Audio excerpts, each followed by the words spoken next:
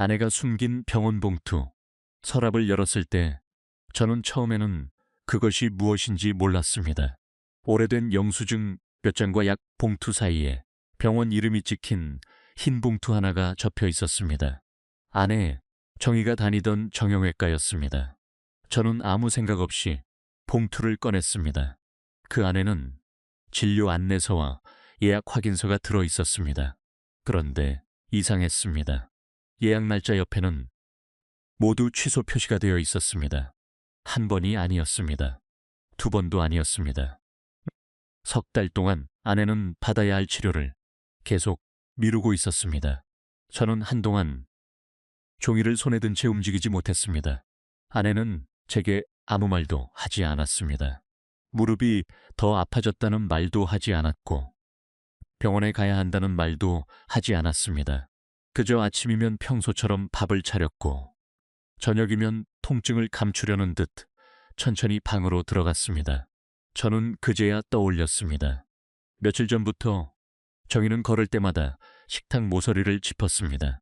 시장에서 돌아온 날에는 장바구니를 내려놓고 한참을 그대로 서 있었습니다.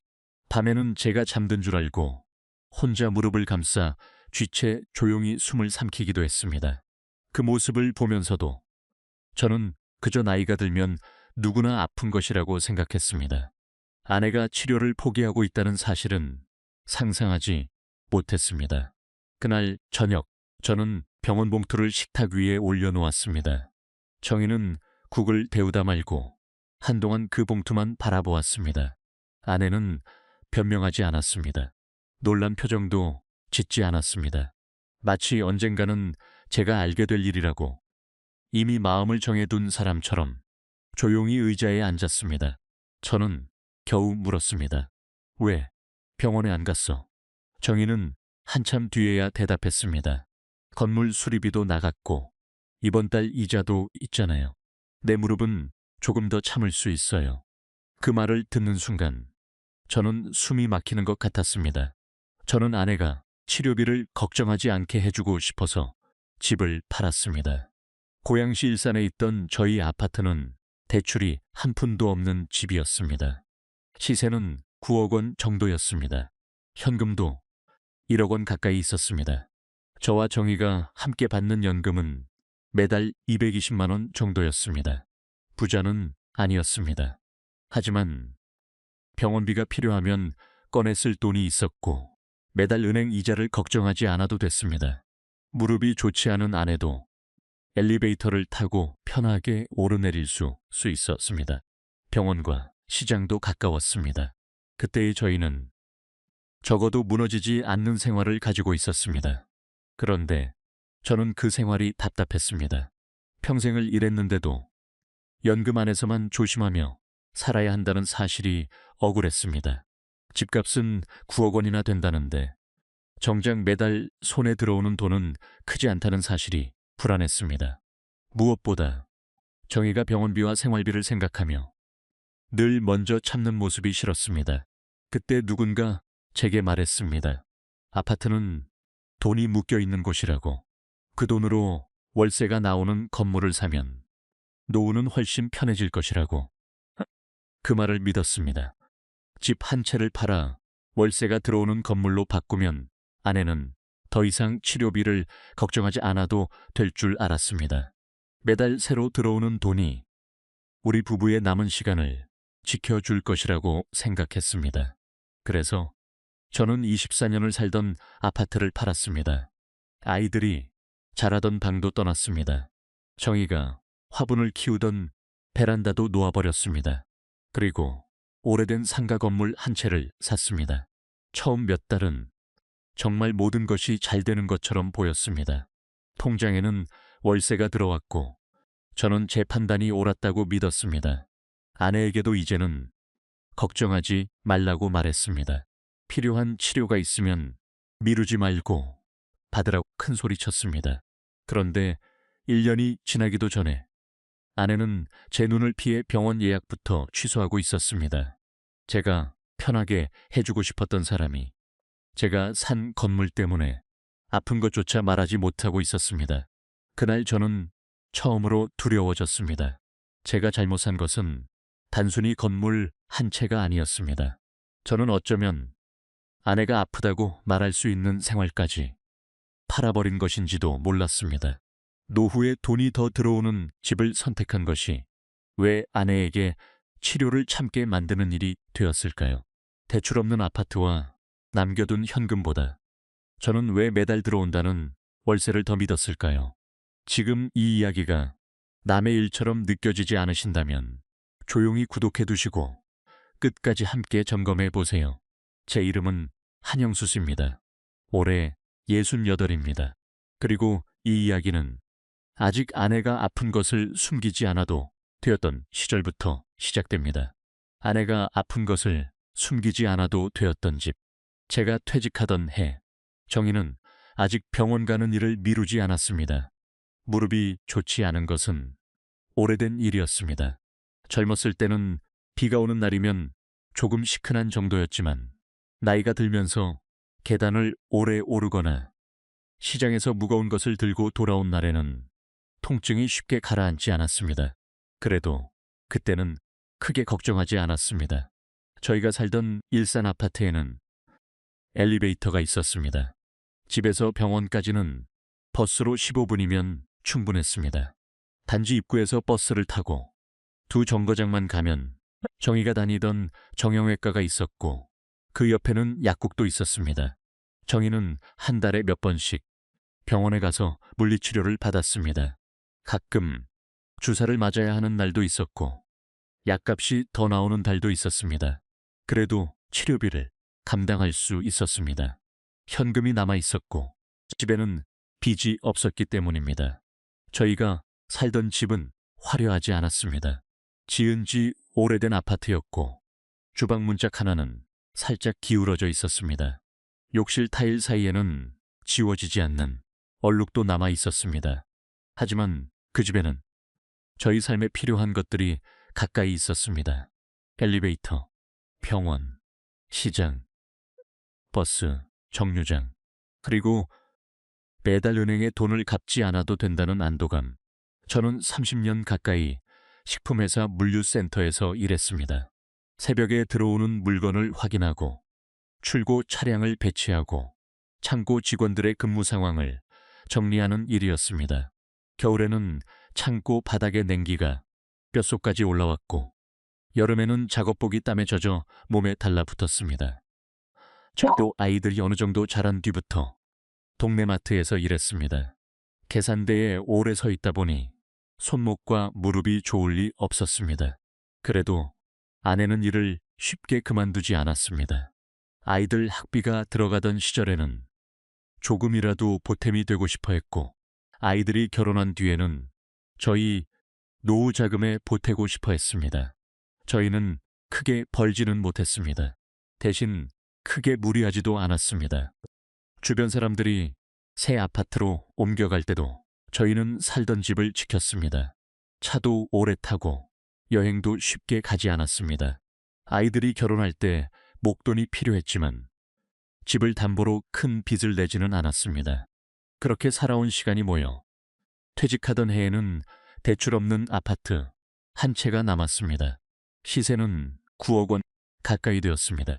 현금은 1억 원 정도 남아 있었습니다. 저와 정희가 받는 연금은 합쳐서 매달 220만 원 정도였습니다. 처음 통장과 연금 내역을 함께 정리하던 날, 저희는 한동안 아무 말 없이 숫자를 바라보았습니다. 큰 부자는 아니었습니다. 하지만 막막한 노후도 아니었습니다. 한 달 생활비를 지나치게 늘리지 않는다면 연금으로 기본 생활은 유지할 수 있었습니다. 정희의 병원비와 갑자기 생길 수 있는 지출은 남겨둔 현금으로 감당할 수 있었습니다. 무엇보다 저희에게는 쫓겨날 걱정 없이 머물 수 있는 집이 있었습니다. 퇴직 후 첫 몇 달은 조용하고 평화로웠습니다. 저는 더 이상 새벽 알람에 놀라 깨지 않아도 됐습니다. 아침이면 정희와 천천히 밥을 먹었습니다.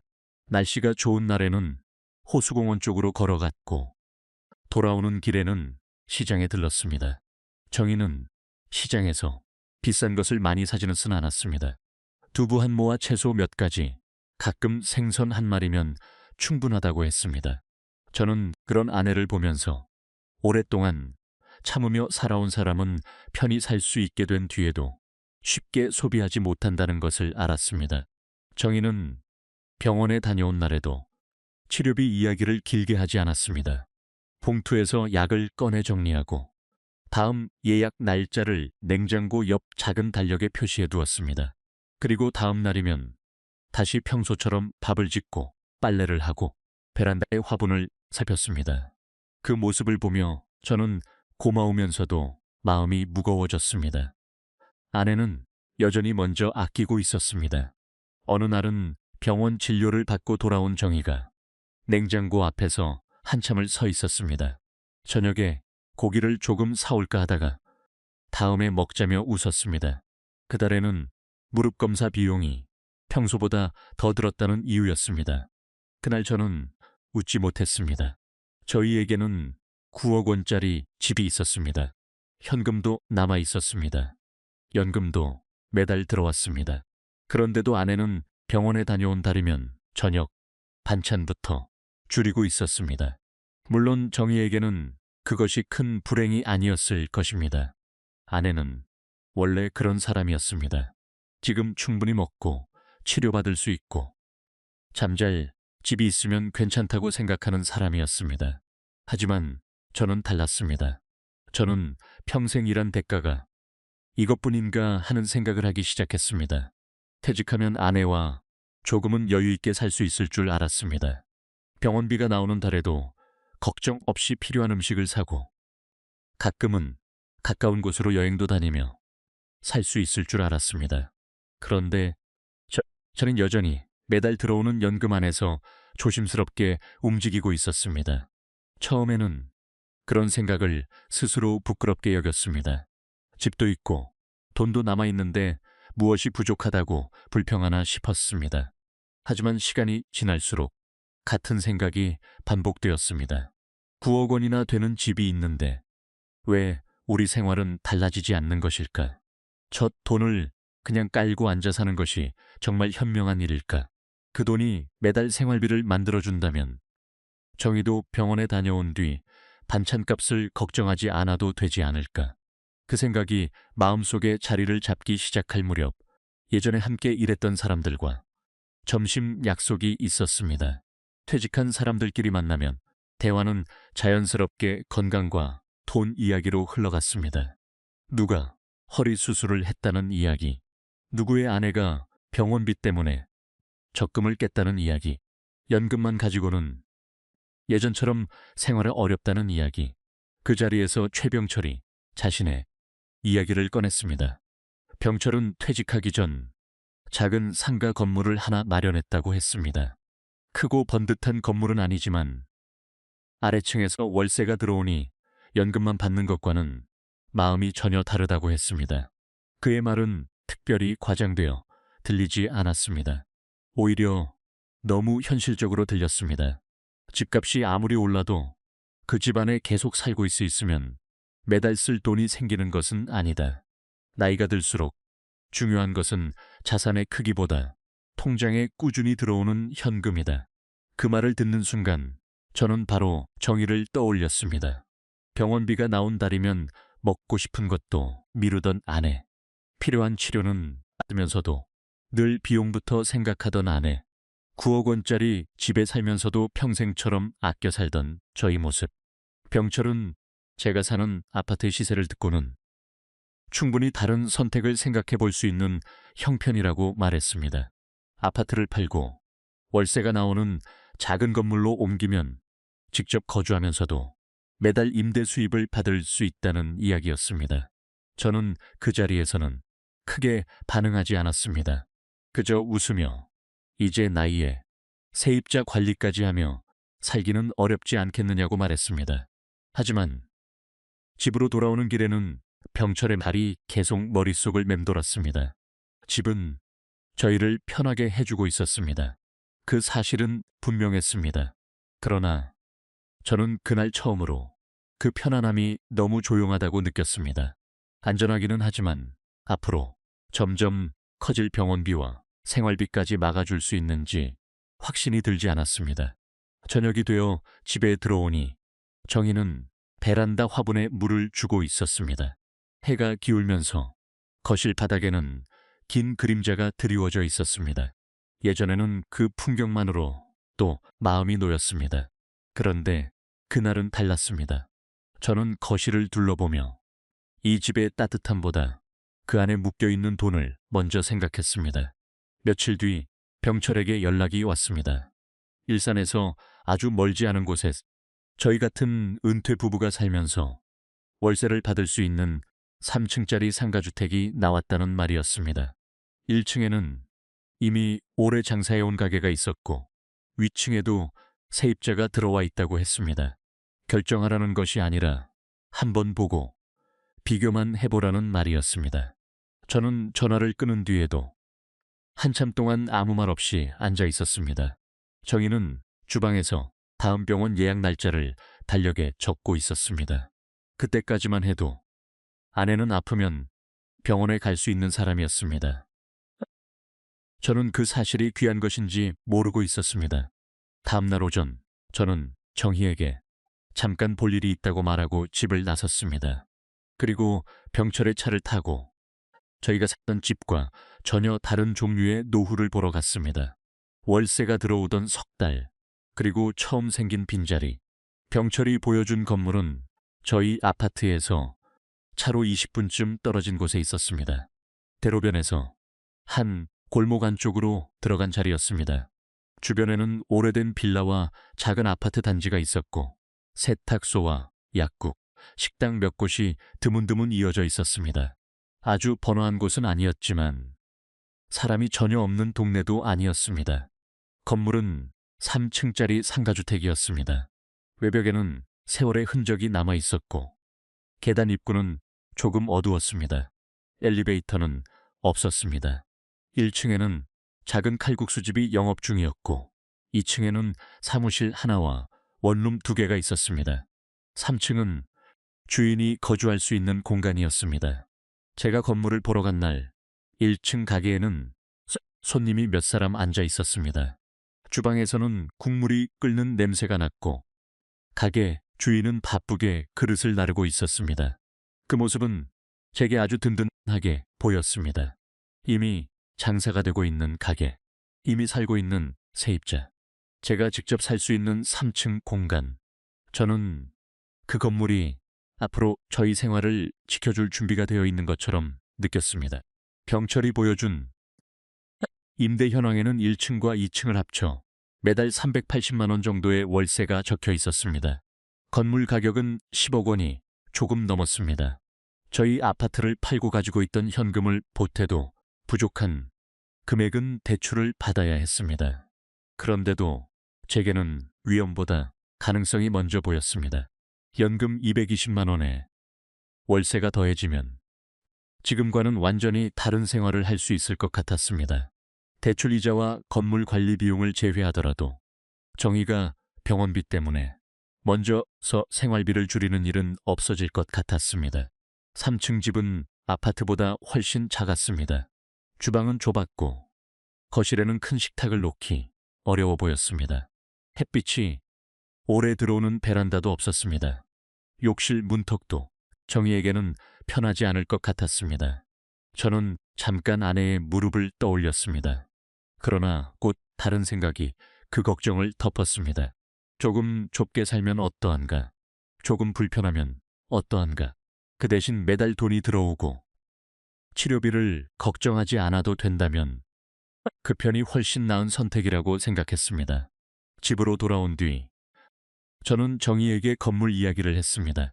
아내는 제가 기대했던 것처럼 반응하지 않았습니다. 월세가 얼마나 들어오는지보다 먼저 그 건물에서 두 사람이 편히 살아갈 수 있는지를 물었습니다. 엘리베이터가 없는 3층이라는 사실을 알게 되었을 때 정희의 표정은 분명히 굳어졌습니다.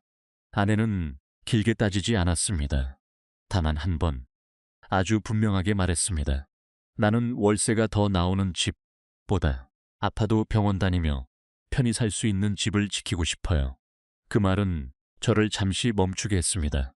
하지만 멈추게 했을 뿐 돌아서게 하지는 못했습니다. 저는 아내가 걱정하는 문제들을 알고 있었습니다.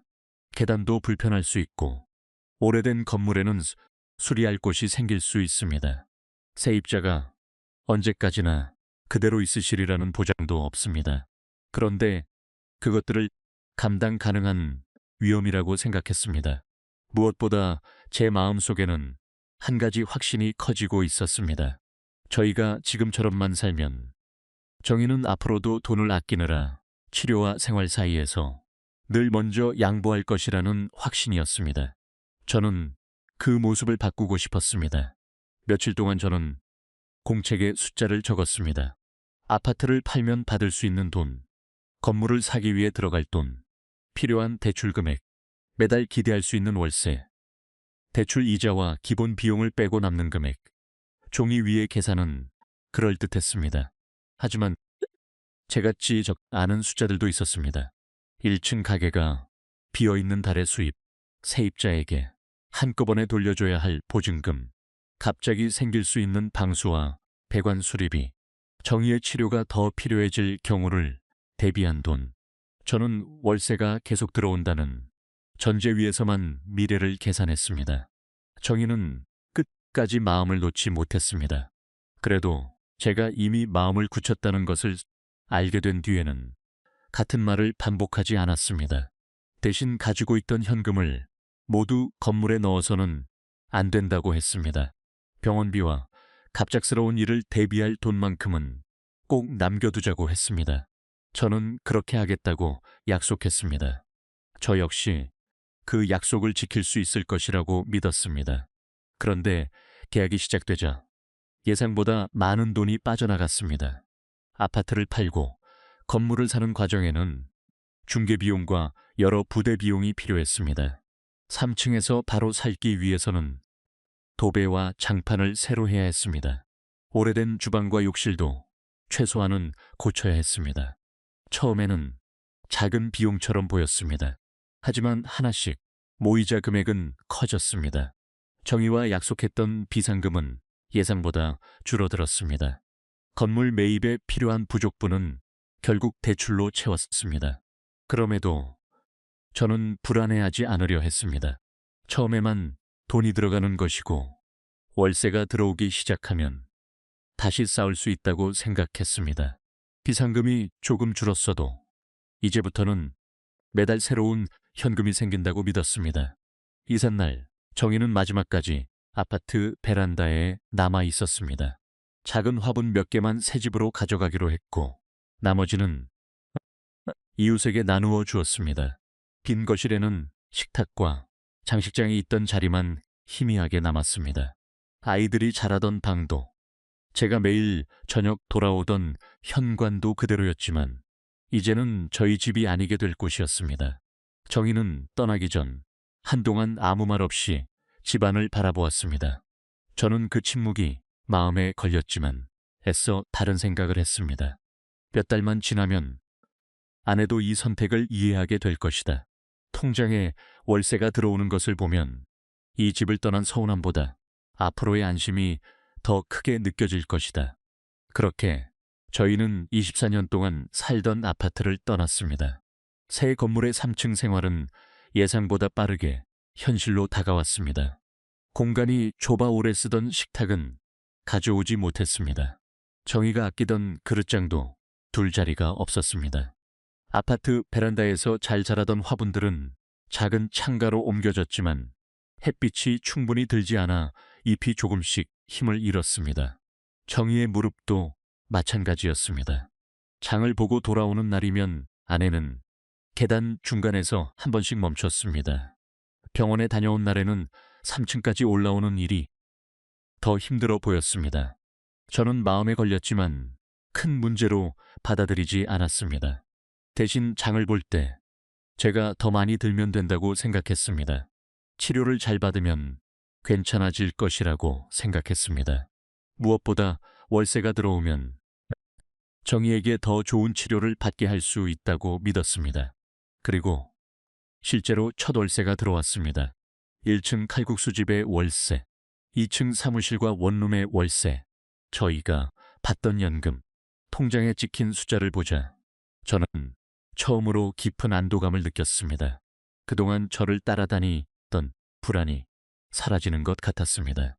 저는 이제 아파트값만 붙들고 사는 사람이 아니라 매달 새로운 소득을 받는 사람이 되었다고 생각했습니다.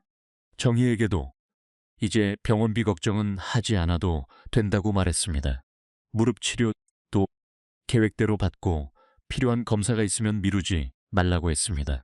처음 석 달 동안은 정말 제 판단이 옳았던 것처럼 보였습니다. 월세는 정해진 날 들어왔습니다. 대출 이자를 내고도 예전보다 생활비에 여유가 생겼습니다. 정희의 병원 진료가 있는 달에도 저는 이전처럼 통장 잔액부터 걱정하지 않아도 된다고 생각했습니다. 저는 점점 자신감을 되찾았습니다. 퇴직 후 연금만 바라보며 움츠러들었던 마음도 조금씩 풀렸습니다. 친구들과 만났을 때는 건물을 샀다는 이야기를 숨기지 않았습니다. 직접 사는 집에서 월세까지 받으니 노후가 훨씬 안정된 것 같다고 말했습니다. 하지만 정희는 저처럼 들뜨지 않았습니다. 아내는 이전보다 말수가 조금 줄었습니다. 병원에 다녀와도 치료 이야기를 길게 하지 않았고 계단이 힘든 날에도 괜찮다고만 했습니다. 저는 그것을 새 생활에 적응하는 과정이라고만 생각했습니다. 제가 미처 보지 못한 것은 아내가 편해진 것이 아니라 저를 안심시키려고 조용해지고 있었다는 사실이었습니다. 네 번째 월세를 기다리던 어느 날 1층 칼국수집 주인이 저를 찾아왔습니다. 그의 얼굴은 처음 건물을 보러 왔을 때와 달랐습니다. 당시에는 가게 안에 손님들이 있었고 주인의 목소리에도 힘이 있었습니다. 그러나 그날 계산대 옆에 서서 오래 망설인 뒤 조심스럽게 가게를 정리해야 할 것 같다고 말했습니다. 재료비는 계속 올랐고 손님은 줄었다고 했습니다. 이미 몇 달 동안 손해를 감수하며 버텼지만 더는 임대료를 내면서 영업을 계속할 수 없다고 했습니다. 저는 순간 귀를 의심했습니다. 저에게 이 건물의 가장 든든한 부분은 1층 가게였습니다. 그곳에서 들어오는 월세가 가장 컸고 그 월세가 오래 유지될 것이라는 믿음 때문에 저는 아파트를 팔 결심까지 했습니다. 그런데 그 가게가 제가 건물을 산 지 불과 몇 달 만에 문을 닫겠다고 하고 있었습니다. 주인은 다음 달 초까지 가게를 비우겠다고 했습니다. 그리고 나가는 날짜에 맞춰 보증금을 돌려받아야 한다고 말했습니다. 그 말을 듣는 순간 저는 처음으로 제가 계산하지 않았던 돈의 무게를 느꼈습니다. 저는 들어오는 월세만 보았습니다. 나갈 때 한꺼번에 돌려줘야 하는 돈은 제대로 보지 않았습니다. 가게 주인이 돌아간 뒤 저는 한동안 1층 가게 앞에 서 있었습니다. 아직 간판은 그대로였습니다. 문 안쪽에는 식탁도 놓여 있었고 주방에는 냄비도 남아 있었습니다. 그러나 제 눈에는 이미 그 자리가 텅 비어 있는 것처럼 보였습니다. 저녁이 되어 3층으로 올라갔을 때 정희는 식탁 대신 작은 상 앞에 앉아 다음 병원 예약 안내서를 정리하고 있었습니다. 저는 바로 말을 꺼내지 못했습니다. 아내가 처음부터 걱정했던 일이 생각보다 훨씬 빨리 현실이 되었다는 사실을 어떻게 말해야 할지 몰랐습니다. 그날 처음으로 저는 깨달았습니다. 월세가 들어오는 집은 월세가 멈추는 순간에도 그대로 지켜지는 집이 아니었습니다. 오히려 그때부터 제가 가진 현금과 마음을 계속 요구하는 집이 될 수도 있었습니다. 아내는 치료비부터 줄이고 있었습니다. 그날 저녁 저는 쉽게 입을 열지 못했습니다. 1층 칼국수집이 나가겠다는 말을 듣고 올라왔지만 정희에게는 바로 말할 용기가 나지 않았습니다.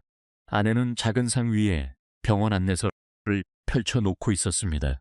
다음 달 무릎 치료 날짜를 확인하고 약 봉투를 정리하고 있었습니다. 그 모습을 보는 순간 가게가 나간다는 사실보다 다른 두려움이 먼저 밀려왔습니다. 이제 월세가 줄어들면 정희의 치료비부터 마음에 걸리게 될 것이라는 두려움이었습니다. 저는 결국 늦은 저녁이 되어서야 사실을 말했습니다. 1층 가게가 다음 달이면 비게 된다고, 보증금도 돌려줘야 한다고 말했습니다. 정희는 놀라 소리를 내지 않았습니다. 그저 조용히 병원 안내서를 접고 통장을 가져왔습니다. 저희는 작은 상 위에 계약서와 통장, 대출 상환 내역을 모두 펼쳐놓았습니다. 건물을 사고 들어올 때는 월세가 매달 들어올 것이라고 믿었기 때문에 부족한 돈도 시간이 지나면 다시 채워질 것이라고 생각했습니다. 하지만 가장 큰 월세가 사라지고 보증금까지 돌려줘야 하는 상황이 되자 계산은 전혀 달라졌습니다. 아파트를 팔고 건물을 사는 동안 이미 많은 돈이 빠져나갔습니다. 취득 비용과 중개 비용이 들었습니다. 3층 집을 손보는데도 돈이 들었습니다. 처음에는 작은 정리라고 생각했던 공사비가 하나씩 모여 생각보다 큰 금액이 되어 있었습니다. 거기에 이제는 세입자에게 돌려줘야 할 보증금이 있었습니다. 통장에 남은 돈은 정희와 약속했던 비상금이라고 부르기 어려울 만큼 줄어들어 있었습니다. 정희는 한참 동안 숫자만 바라보았습니다. 저도 아무 말도 하지 못했습니다. 처음 건물을 보러 갔을 때 저는 들어올 돈만 계산했습니다. 매달 월세가 들어오면 저희 생활은 나아질 것이라고 생각했습니다. 하지만 월세가 멈췄을 때 이미 들어가 버린 돈을 어떻게 되돌릴 것인지는 생각하지 않았습니다. 저는 애써 괜찮다고 말했습니다. 가게 자리는 그대로 남아 있으니 새 세입자를 구하면 된다고 생각했습니다. 월세를 조금 낮추더라도 사람이 들어오면 다시 버틸 수 있다고 믿고 싶었습니다. 1층 칼국수집이 떠난 뒤 빈 점포 유리문에는 임대 안내문이 붙었습니다. 처음 며칠은 문의 전화가 왔습니다. 작은 식당을 해보고 싶다는 사람도 있었고 반찬 가게를 생각한다는 사람도 있었습니다. 그러나 직접 내부를 둘러본 사람들은 쉽게 계약하지 않았습니다. 어떤 사람은 골목 안쪽이라 손님을 끌기 어렵다고 했습니다. 어떤 사람은 내부 시설이 오래되어 손볼 곳이 많다고 했습니다. 어떤 사람은 월세를 더 낮춰야 생각해 볼 수 있다고 했습니다. 저는 결국 임대료를 낮추었습니다. 그래도 점포는 쉽게 나가지 않았습니다. 예전에는 1층에서 올라오는 음식, 냄새가 건물이 살아있다는 증거처럼 느껴졌습니다. 이제 그곳은 낮에도 조용했고 저녁이면 건물 전체에서 가장 어두운 공간이 되었습니다. 저는 매일 아침 1층으로 내려가 문을 열고 환기를 시켰습니다. 유리문에 먼지가 묻으면 닦았고 임대 안내문이 구겨지면 다시 붙였습니다. 지나가는 사람들이 한 번이라 또 관심을 가져주기를 바랐습니다. 하지만 시간은 아무 일도 없었다는 듯 흘렀습니다. 대출 이자는 매달 같은 날짜에 빠져나갔습니다. 생활비도 기다려주지 않았습니다. 2층에서 들어오는 월세와 저희 연금만으로는 예전처럼 마음 편히 살 수 없었습니다. 처음에는 외식을 줄였습니다. 그 다음에는 생활용품을 필요한 만큼만 샀습니다. 겨울이 다가오자 난방을 켜는 시간도 줄였습니다. 정희는 불평하지 않았습니다. 오히려 저보다 먼저 줄일 것을 찾아냈습니다. 시장에 다녀온 장바구니는 점점 가벼워졌습니다. 반찬은 단순해졌고 냉장고에는 오래 두고 먹을 수 있는 음식이 많아졌습니다. 정희는 원래도 절약하는 사람이었지만 이제는 절약이라기보다 무언가를 견디는 사람처럼 보였습니다. 그런데도 저는 가장 중요한 것을 늦게 알아차렸습니다. 장마가 시작된 어느 날 2층 원룸 세입자에게서 연락이 왔습니다. 천장 한쪽에서 물이 떨어지고 있다는 말이었습니다. 올라가 확인해 보니 벽지는 이미 젖어 있었고 창가 쪽에는 물이 번지고 있었습니다. 수리 기사를 불렀더니 옥상 방수와 외벽 일부를 함께 손봐야 한다고 했습니다. 임시로 막을 수도 있지만 다시 비가 오면 같은 문제가 생길 가능성이 높다고 했습니다. 수리비 견적을 받아든 저는 그 자리에 한참 서 있었습니다. 월세가 가장 많이 나오던 1층은 비어 있었습니다. 보증금은 이미 돌려주었습니다. 통장의 현금은 눈에 띄게 줄어 있었습니다. 그래도 수리를 하지 않을 수는 없었습니다. 2층 세입자들까지 나가버리면 저희는 더 이상 건물을 유지할 방법이 없었습니다. 결국 남아있던 돈에서 수리비를 냈습니다. 그날 이후 정희는 병원 이야기를 거의 하지 않았습니다. 예전에는 치료를 다녀오면 다음 예약 날짜를 달력에 표시해 두었습니다. 약이 떨어지기 전에 미리 챙기기도 했습니다. 그런데 어느 순간부터 냉장고 옆 달력에는 병원 일정이 보이지 않았습니다. 저는 처음에는 치료가 잠시 끝난 줄 알았습니다. 무릎 상태가 조금 나아진 것이라고 생각했습니다. 하지만 정희의 걸음은 나아지지 않았습니다. 아침에 일어날 때면 한동안 침대 가장자리에 앉아 있었습니다. 계단을 내려갈 때는 난간을 두 손으로 붙잡았습니다. 장을 보고 돌아온 날이면 현관에 들어서자마자 신발도 제대로 벗지 못한 채 벽에 기대어 숨을 골랐습니다. 제가 병원에 다녀오라고 하면 정희는 괜찮다고만 했습니다. 무릎은 원래 아팠고 조금 쉬면 나아진다고 말했습니다. 저는 그 말을 믿고 싶었습니다. 아내의 치료까지 제가 책임지지 못하고 있다는 사실을 인정하고 싶지 않았기 때문입니다. 어느 오후 저는 건물 관련 서류를 찾으려고 작은 서랍을 열었습니다. 그 안에는 영수증과 약 봉투, 병원에서 받은 종이들이 섞여 있었습니다. 그중 흰 봉투 하나가 눈에 들어왔습니다. 정희가 다니던 정형외과 이름이 적힌 봉투였습니다. 안에는 진료 안내서와 치료 예약표가 들어 있었습니다. 몇 달 전부터 받아야 했던 치료 일정들이 적혀 있었고 그 옆에는 취소되었다는 표시가 남아 있었습니다. 한 번이 아니었습니다. 정희는 계속 치료를 예약했다가 취소하고 있었습니다. 저는 종이를 들고 한동안 그대로 앉아 있었습니다. 제가 몰랐던 것이 아니었습니다. 제가 보지 않으려고 했던 것이었습니다. 아내는 저희 형편이 어려워진 뒤에도 제 앞에서 아프다는 말을 줄였습니다. 병원비가 더 들면 제가 무너질까봐, 건물을 유지하는데 돈이 더 필요할까봐 자신의 치료부터 뒤로 미루고 있었던 것입니다. 저녁이 되었을 때 저는 병원 봉투를 작은 상 위에 올려놓았습니다. 정희는 그 봉투를 보는 순간 모든 것을 이해한 듯했습니다. 오랫동안 숨겨온 일이 들켰다는 놀람보다 이제는 더 숨길 수 없다는 체념이 얼굴에 먼저 떠올랐습니다. 저는 화를 낼 수도 없었습니다. 화를 낼 자격이 제게는 없었습니다. 제가 겨우 물었습니다.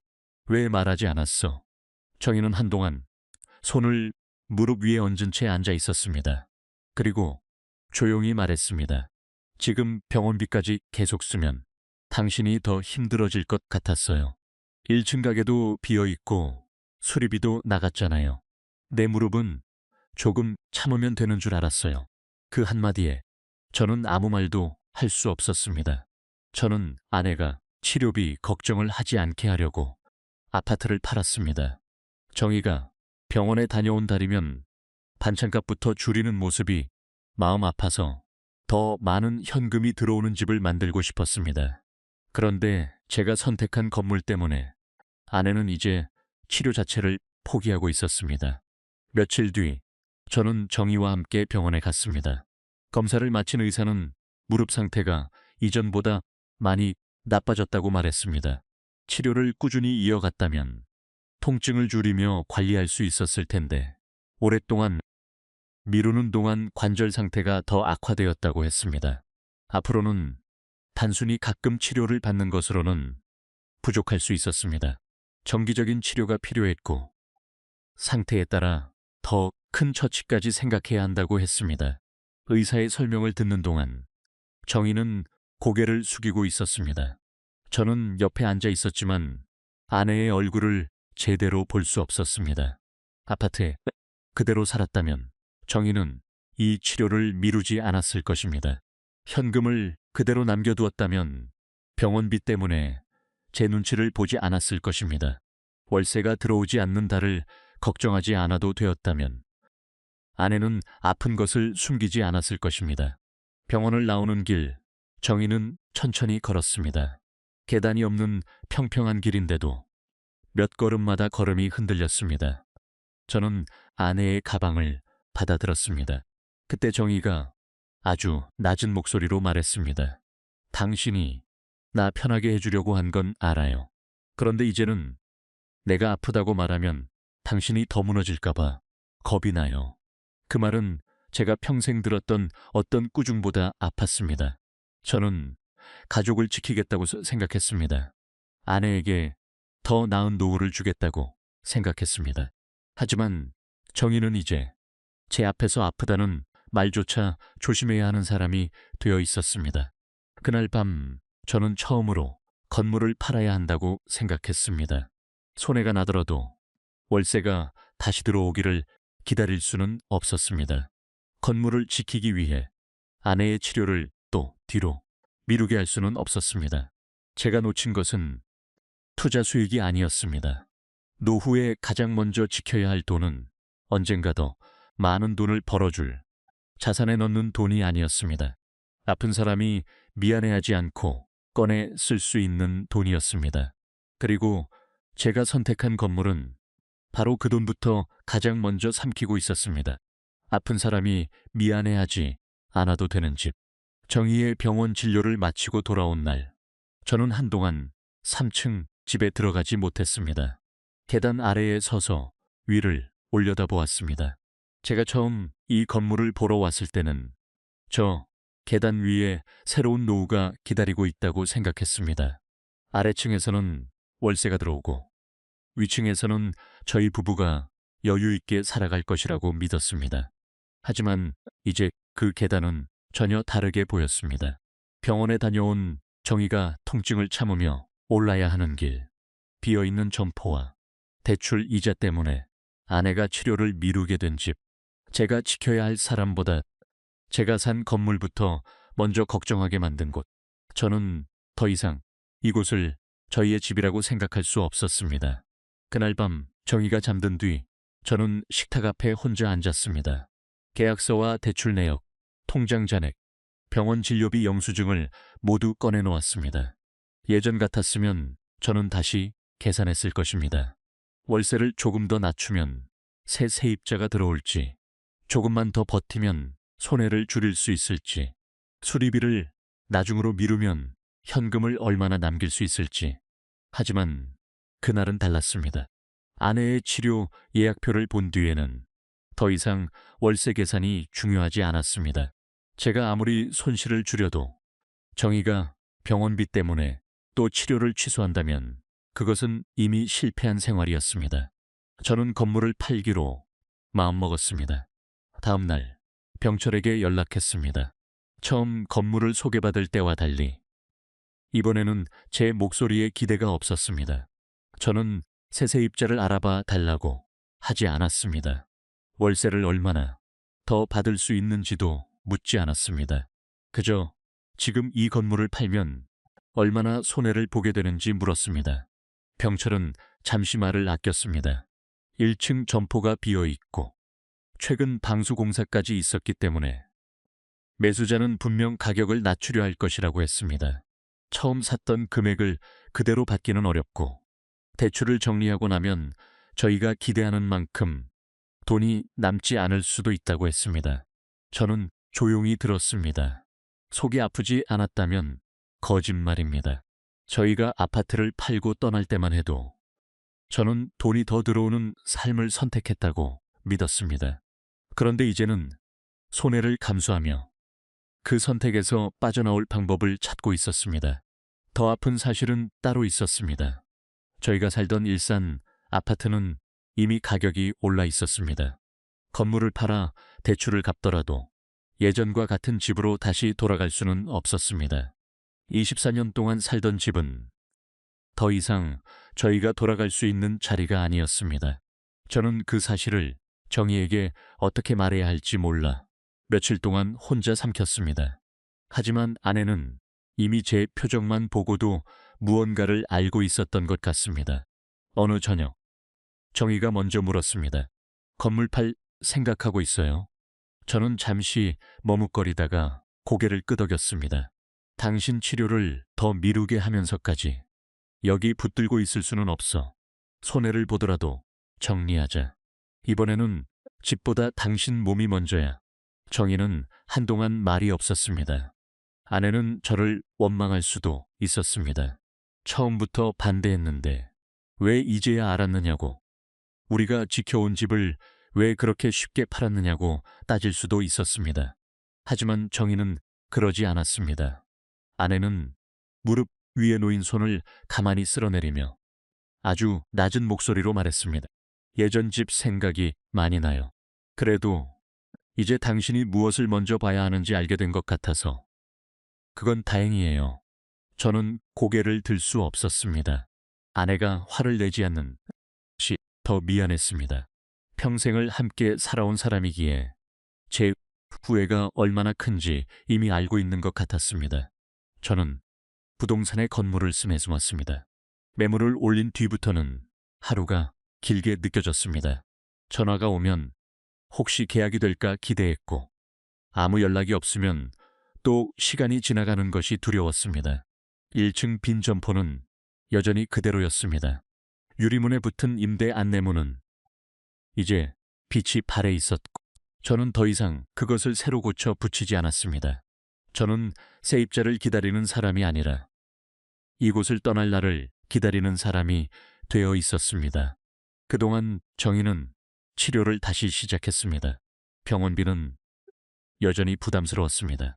그러나 저는 치료비만큼은 먼저 따로 챙겼습니다.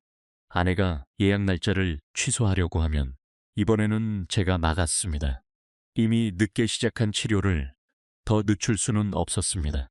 정희는 처음 몇 번은 미안해했습니다. 병원비가 많이 드는 것 같아 마음이 편하지 않다고 했습니다. 그 말을 들을 때마다 저는 더 분명히 깨달았습니다. 사람이 아플 때 치료를 받으면서도 미안해해야 하는 생활이라면 그 생활은 아무리 월세가 많이 들어와도 안전한 노후가 아니었습니다. 몇 달 뒤 건물을 사겠다는 사람이 나타났습니다. 그는 저와 달랐습니다. 1층 점포가 왜 비었는지 꼼꼼히 물었습니다. 방수 공사를 언제 했는지 확인했고 2층 세입자들의 계약 기간과 보증금도 하나씩 살폈습니다. 제가 처음 건물을 살 때 애써 지나쳤던 것들을 그는 아주 차분하게 따져보았습니다. 그 사람이 제시한 가격은 제가 샀던 금액보다 낮았습니다. 계약서를 앞에 두고 저는 오랫동안 펜을 들지 못했습니다. 이 서명을 하는 순간 제가 틀렸다는 사실이 숫자로 남는 것 같았습니다. 그러나 옆에 앉은 정희의 손을 보았습니다. 관절이 굳어 손가락까지 힘없이 보이는 아내의 손이었습니다. 저는 결국 서명했습니다. 그날 건물은 팔렸습니다. 대출을 정리하고 나니 손에 남은 돈은 제가 처음 상상했던 노후와는 거리가 멀었습니다.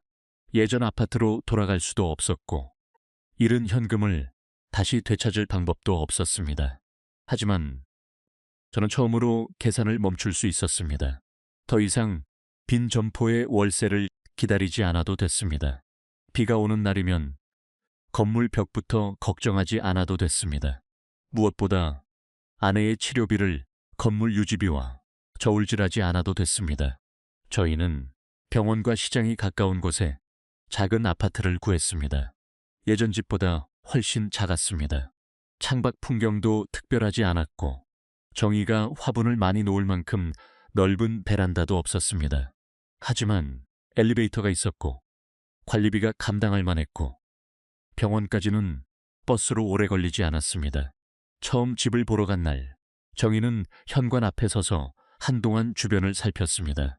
엘리베이터에서 집까지 걸어오는 길, 욕실 문턱, 주방 옆 작은 창문을 차분히 바라보았습니다. 그리고 창가에 손을 얹으며 조용히 말했습니다. 여기에는 화분 2개 정도는 둘 수 있겠네요. 저는 그 말을 듣고 웃다가 결국 눈물이 났습니다. 정희는 잃은 집을 탓하지 않았습니다. 넓은 베란다가 없어졌다고 서운해하지도 않았습니다. 아내는 그저 다시 치료받으며 살 수 있는 집에서 작은 화분 2개를 놓을 자리를 찾고 있었습니다. 새 집으로 이사한 뒤 저는 가장 먼저 작은 통장 하나를 따로 만들었습니다. 많은 돈은 아니었습니다. 하지만 그 돈은 다른 곳에 쓰지 않기로 했습니다. 건물을 사는데도 쓰지 않고, 투자 기회가 있다는 말에도 흔들리지 않고, 아이들에게 쉽게 내어주지도 않을 돈, 정희와 제 병원비, 갑자기 몸이 아플 때를 위해 남겨둘 돈이었습니다. 저는 이제야 알았습니다. 노후에 남겨둔 현금은 놀고 있는 돈이 아니었습니다. 그것은 아픈 사람이 병원에 갈 수 있게 해주는 돈이었습니다. 치료를 미루지 않게 해주는 돈이었습니다. 가족 앞에서 미안하다는 말을 하지 않게 해주는 돈이었습니다. 정희는 다시 정기적으로 치료를 받기 시작했습니다. 처음부터 꾸준히 치료했다면 지금보다 덜 힘들었을지도 모릅니다. 그 생각을 하면 아직도 마음이 아픕니다. 그래도 아내는 조금씩 나아졌습니다. 예전처럼 오래 걷지는 못해도 병원에 다녀오는 길에 시장에 들러 두부와 채소를 살 만큼은 걸을 수 있게 되었습니다. 저희 생활은 이전보다 작아졌습니다. 월세가 들어오는 통장은 더 이상 없습니다. 외식을 자주 할 수 있는 것도 아닙니다. 여행 이야기를 쉽게 꺼내지도 못합니다. 그래도 정희는 이제 병원 예약표를 숨기지 않습니다. 냉장고 옆 달력에는 다음 치료 날짜가 분명하게 적혀 있습니다. 저는 그 날짜를 볼 때마다 오히려 마음이 놓입니다. 아내가 아픈 것을 말할 수 있다는 것, 치료를 받아야 한다고 말할 수 있다는 것, 그 비용 때문에 집 전체가 흔들리지 않는다는 것, 그것이 저희에게는 다시 찾은 평안이었습니다. 저는 가끔 예전 아파트 단지를 지나갑니다. 그곳을 지날 때면 정희가 화분을 키우던 베란다와 아이들이 자라던 작은 방이 떠오릅니다. 그 집을 계속 지켰다면 어땠을까 하는 후회는 사라지지 않습니다. 하지만 이제는 압니다. 제 잘못은 더 나은 생활을 꿈꾼 것이 아니었습니다.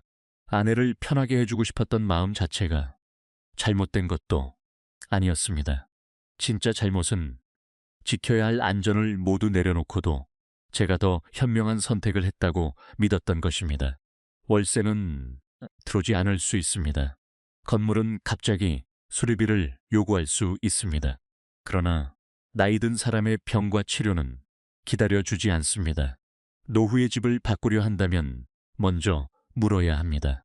몇 달 동안 월세가 없어도 살아갈 수 있는지, 큰 수리비가 생겨도 병원비는 남아있는지, 그리고 그 선택 때문에 함께 사는 사람이 자신의 통증을 숨기게 되지는 않는지, 저는 그 질문을 하지 않았습니다.